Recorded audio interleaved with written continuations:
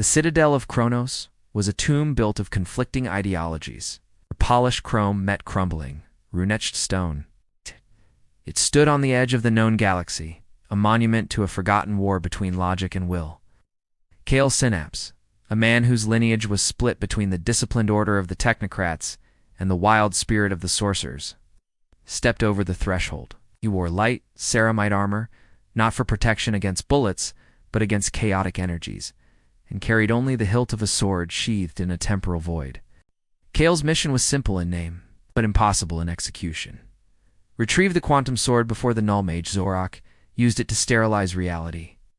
Zorak sought a universe of absolute certainty, a place where chance and magic, the fundamental forces of chaos, could not exist. The air inside the citadel was thick, vibrating with the residual failure of countless experiments where science and sorcery had violently collided. Broken circuits sparked beside crystallized arcane foci. A scent of ozone and burning sage hung heavy in the static atmosphere. Kale activated his chronoscanner, which painted the interior walls with a lattice of probability green for stable existence, red for imminent collapse. Too much red, he muttered into his internal unit. This place is unstable. Every object is a half-formed idea. He moved deeper, his steps silent, his mind disciplined. He had spent years learning to compartmentalize, separating the logical half of his brain from the intuitive half. His first obstacle was a hallway known as the Corridor of Shifting States, where the floor tiles flickered between solid granite and liquid helium. To traverse it, Kale had to walk not on the floor, but on the probability of the floor being solid. He focused, visualizing the statistical certainty of granite, forcing his will upon the uncertain matter beneath his feet. For 3 steps, the granite held. On the 4th, a tile destabilized, and his boots sank into the frozen psychic vapor of the unstable element. Kale wrenched his foot free, the vapor clinging to his armor like icy ghosts. The intuitive part of him had to anticipate the failure of the logical part. He learned quickly that the laws of physics and the laws of magic were not broken here. They were simply conditional on intent. He passed into the main chamber, a vast, domed arena, littered with the petrified bodies of the Citadel's original inhabitants, technocrats, frozen mid-spell. Sorcerers integrated into mechanical platforms. He saw a glimmer of movement near the center. It's not Zorak, but a defensive layer. 3 hulking sentinel constructs, all armor and corrupted power. The sentinels were not automatons. They were ancient warrior souls bound to machines, a cruel hybrid. One sentinel raised a massive, electromagnetically charged axe, its strike powered by the rage of the imprisoned soul. Kale didn't draw the quantum sword yet. He needed to test their operating parameters. He dodged the initial attack, the axe blow gouging a trench of glowing melted steel in the floor. Realized their movements were predictable, governed by the rigid linear logic of the machines, but their power sources were the erratic surge of magic. Kale pulled 2 crystalline orbs from his belt. These were logic snares, miniature singularity generators. He threw the first one, not at the sentinel, but at the ground 5 meters to its left. The logic snare created a localized field of absolute physical constants, briefly nullifying all local arcane energy. The sentinel, reliant on magic for movement, stumbled violently, its axe stroke losing all momentum. Ow! Kale threw the second snare directly at the joint of its knee. The machine locked up entirely, the imprisoned soul's rage unable to fuel its locomotion. He used his forearm blade to sever the arcane connection points, releasing the soul. The sentinel collapsed into inert metal. He fought the remaining 2 sentinels, using the same principle: disrupt the chaotic element and dismantle the logical structure. The battle was brief, a demonstration of Kale's unique philosophy. You cannot fight a composite force with a singular mindset. With the sentinels neutralized, the path to the pedestal was clear. At the center of the chamber, atop a pillar of swirling magnetized rock, rested the hilt of the quantum sword. It was unremarkably a plain, dark hilt wrapped in faded leather. Its power was not in its form, but in the blade it commanded. Kale reached out, his hand hovering. The moment he grasped it, the temporal sheath dissolved, and the blade manifested. It was not steel or plasma, but pure, shimmering light, constantly cycling through every possible color and state simultaneously. The blade was infinite potential, a cutting edge that existed in multiple realities at once. As Kale gripped the hilt, A voice echoed in the cavern, a dry, rasping sound that crackled with contained power. So Kale Synapse, the half-blood, finally embraces the ultimate contradiction. Zorak, the Knoll Mage, materialized on a balcony overlooking the chamber. Cloaked in robes woven from starlight and shadow, Zorak was gaunt, his eyes burning with the cold light of mathematical certainty. He saw the universe as a messy equation in desperate need of simplification. "The quantum sword," Zorak announced, his voice reverberating. "A magnificent error. It grants the wielder control over probability itself." Kale tightened his grip on the hilt, the light blade humming in his hand. "The probability of what, Zorak? Of chaos? Of balance?" "Of nothing," Zorak hissed, raising his hands. "I will use it to sever the uncertainty principle. I will collapse all superposition, eliminating the possibility of magic, chance, and free will." Zorak's hands began to glow with a deep purple light, the essence of raw, unfiltered chaos magic. He unleashed his attack, a wave of arcane energy that spontaneously generated razor-sharp, six-dimensional constructs designed to tear apart Kale's consciousness. Kale swung the quantum sword, not defensively, but analytically.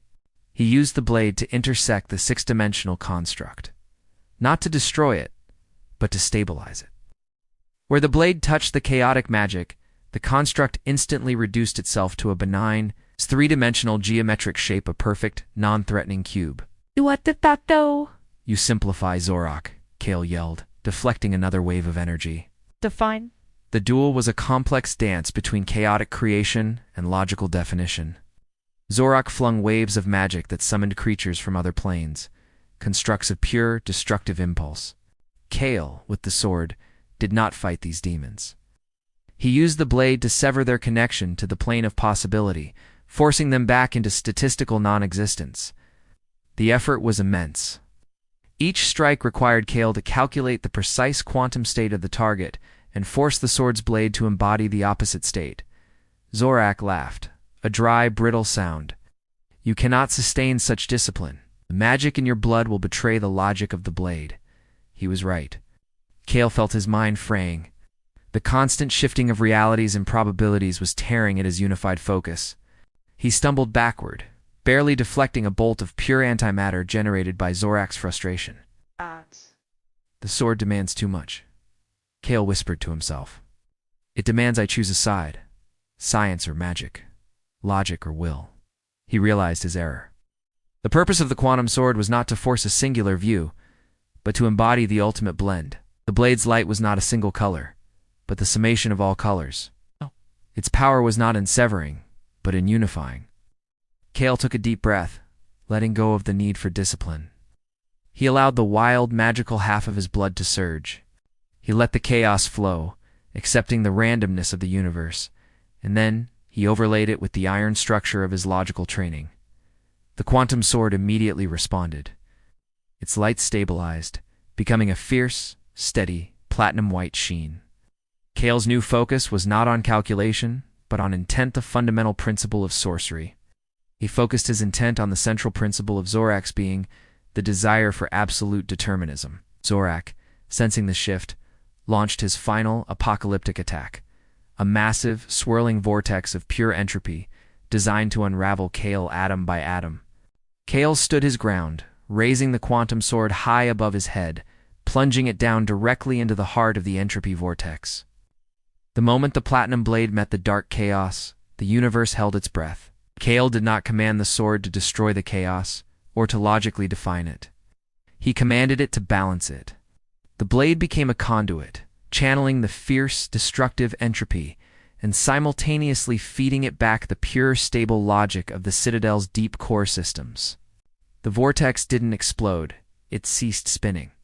It simply became inert, balanced, a still point of absolute zero energy. Zorak screamed, not in pain, but in horror. His entire worldview, his purpose, had been negated by the principle of equal opposition. The Knoll Mage's cloak of starlight and shadow flickered and vanished. He stood exposed, a frail, ordinary man, overwhelmed by the magnitude of the balanced force. Zorak collapsed, defeated not by force, but by the irrefutable proof that the universe thrives on both certainty and chance. Kale stood victorious, the quantum sword still humming, now radiating a serene, soft golden light. He approached the defeated mage. Zorak's eyes were wide, staring at a world he could no longer simplify. "The ultimate certainty," Kale said, lowering the sword, "is that nothing is certain, Zorak. The universe demands a blend." Kale used the sword one last time, gently touching the tip of the blade to the floor. Gah! The resulting energy waves stabilized the entire citadel, restoring the green light of high probability to the chronoscanner readings. The frozen inhabitants were not resurrected, but their forms were stabilized, their conflicting energies neutralized into monuments of a failed, singular vision. The quantum sword was silent now, its blade receding into the temporal sheath, leaving only the dark, plain hilt. Kale secured the artifact. He understood now that the sword was not a tool of war, but an instrument of philosophy. The greatest battle was not fought with the blade, but within the mind of the wielder, reconciling the impossible opposites. He looked out over the repaired, yet still ruined, citadel. The lesson was clear. To master the quantum sword was to accept the impossibility of a singular truth. He started his walk back, the citadel's door now merely a frame separating the past from the future, not science from sorcery. Kale Synapse, the half-blood, was no longer conflicted. He was the synthesis.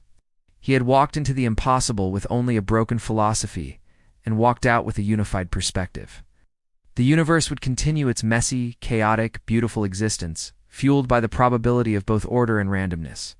As he stepped onto the landing platform, his starship, the probability engine, awaited. The hilt felt heavier now, not because of its mass, but because of the immense responsibility of maintaining that fragile balance. He knew Zorak would not stay defeated forever, but Kale now had a weapon that defied definition. The quantum sword remained the ultimate sea fantasy hookah, paradoxical truth that defied the limits of reality. The long journey back would be spent studying the data he gathered, analyzing the quantum arcane interactions he had witnessed. Logic and will. Calculation and intuition. Science and sorcery. All necessary. All one. Kale smiled, a quiet affirmation of his complex heritage. He was ready for the next impossible mission. The citadel of Kronos faded behind him, a reminder that the greatest power lies in understanding contradictions, not eliminating them. Master the blend. Share and subscribe to Storycraft Studio to explore more worlds where magic meets the machine.